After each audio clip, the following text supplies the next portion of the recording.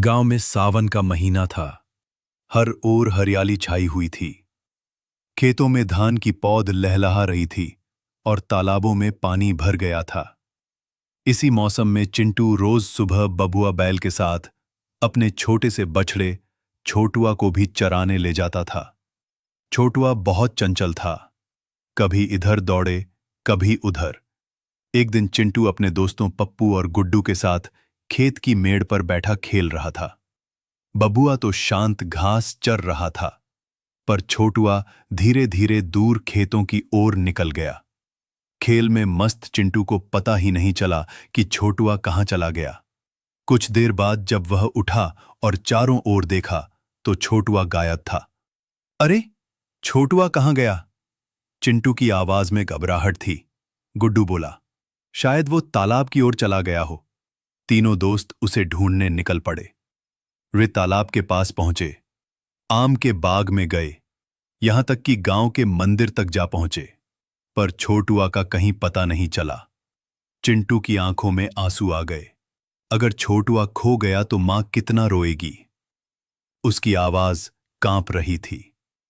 गांव के बुजुर्ग रामदीन काका रास्ते में मिले। उन्होंने कहा, बेटा, बछड़े की घंटी की आवाज सुनने की कोशिश करो, शायद वह कहीं झाड़ियों में फंस गया हो।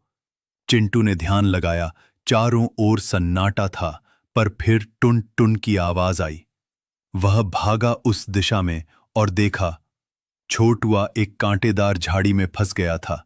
डर के मारे चुपचाप खड़ा था। छोटुआ! चिंटू चिल्लाया और दौड़कर उसे गले लगा लिया। पप्पू और गुड्डू ने मिलकर झाड़ियों को हटाया और छोटुआ को बाहर निकाला। बछड़ा डर के मारे कांप रहा था, लेकिन जैसे ही वह चिंटू को देखता, उसकी आंखें चमकने लगतीं। घर लौटते वक्त मां ने चिंटू को गले से लगा लिया। तू कितना बहादुर है बेटा, अपने दोस्त को अकेला नहीं छोड़ा।